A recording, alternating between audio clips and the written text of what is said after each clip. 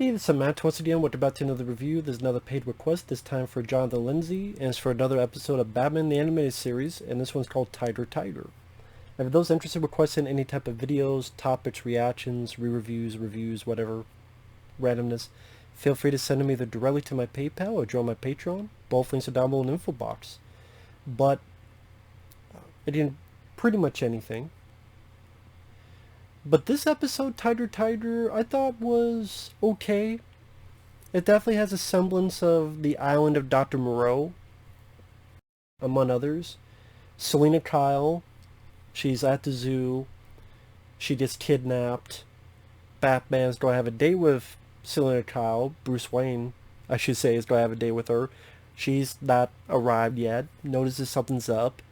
Goes to the zoo. Realizes from guards talking, hey, this crazy ape thing, Khan himself, whoever, kidnapped her, able to find where she's at, and actually Mark Senior, who was in a earlier episode where he played Man-Bat, he's now been cured, and he's a doctor. It's always nice to hear Mark Senior. Mark Senior from this film, Watchers 2, which is a favorite of mine.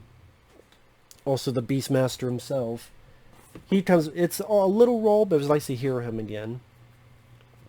And he helps him find where this place is at, where this Dr. Moreau type of guy, he's blending genes together, not blue genes, but your actual genes, in order to create these animal-human hybrids, in particular dealing with cats. So he makes this cat-like creature called Tigress.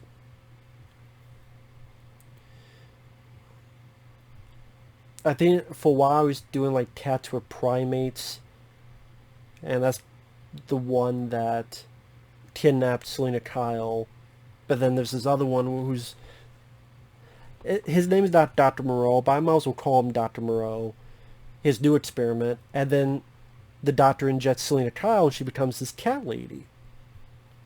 Which I didn't mind the design. What's funny, she looks better than Cheetah did in fucking Wonder Woman 84. Maybe that's not fair, just one, but even just design look-wise. But I know that's based on the comic book Cheetah, but so I'm just saying. I guess I'm just comparing, because the last time I saw a woman turn to as a cat was Cheetah in fucking Wonder Woman 84, and that was, it was no good. It was no good, to say the least. Jesus Christ.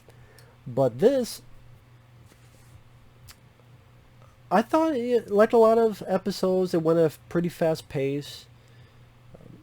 Didn't take too long for it to get going. Pretty much Batman gets there. Selena wants to help him. The doctor says, well, you know what? Put her in the net. Batman, I want my big creature, my test subject, to have a test with you. So you both are going to go into the forest, and pretty much Batman is chased by this creature. I kind of like the simple idea of Batman being hunted by this creature and Batman using his brain and what he has on him. In this case, he's able to tie him to a tree at one point with a gadget, or battle on a crumbling bridge. And they do give a bit of humanity to that character, because at first he's doing this because his father told him to, the guy who created him, and then because he has the hots for Selena Kyle. But then Selena Kyle almost does a Yoda, search your feelings. Actually, that's not Yoda. Then who was in Star Wars that said that? Search your feelings, you know it to be true. Was it Darth Vader who said that? God, it's been a while since I've seen those original Star Wars. Search your feelings, you know this to be true. But no, she says, search your feelings, you know he's wrong. And pretty much Tigress, like Burroughs' creatures, turns on him, realizing this guy's a fuck stick. He's the bad guy. Even throws a guy's shotgun out the fucking window, causes a big fire, throwing shit around. Oh, I just wanted to show that you should have no weakness or pity. As you wish, Father. I'm actually surprised they didn't kill him off. Maybe I shouldn't be because it's a cartoon. But there have been times, like even the one ninja episode where you're not sure if the guy's dead or alive. I thought they were going to do that, where it's going to be a question mark. Are they dead? Are they alive? But they don't go that route. Instead, the creature puts the doctor on the ground. Batman's going to arrest his ass. I think pretty much the creature, as he says, there's no place for me. I belong nowhere. I don't know if that character ever comes back. But I'm guessing he'll just live on this island, and I don't know if he's just gonna eat fish, eat the wildlife, or fucking, I don't know, eat berries, stick a finger up his ass. I don't know what he's gonna do. Maybe he's gonna journey to the sewers and meet Linda Hamilton and be the Beauty of the Beast. I don't know. He's gonna do something. It'd be voiced by Ron Perlman. But overall, I liked it. I thought it was interesting to see Selena Kyle turn into this cat-like creature. It made it seem a bit of a different type of story for Selena Kyle to get involved with. And it just seems that was naturally going to happen at one point. Since her name's Catwoman, there would be a point that somehow, some way, she'd be turned into a cat or a cat creature. It was nice that you had a little, I don't want to say cat mouse, but but Batman being in a forest type of setting. I wish there was a bit more of that hunt where Batman had no gadgets and he had to use even more primal, like a Predator type of thing, like the first Predator, where Batman had to use the elements and use his brain to fight this creature instead of just having his gadgets there. I do wish they would have went that. I don't know why the guy said, take your gadgets. You're so good, I think you should be able to take them on yourself, right? So Batman had to use his brain and his will and whatever his environment was to defeat this creature. Again, instead of just the gadgets. I think that would have made it more interesting. So I would say that part was disappointing. They didn't go that route.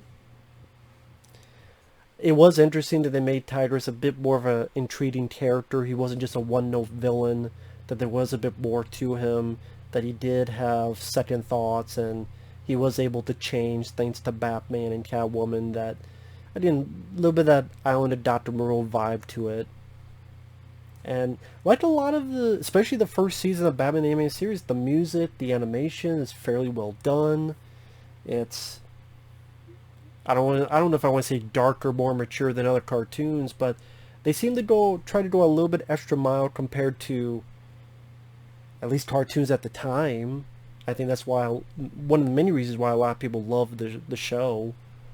And I can understand why the more and more I watch the show.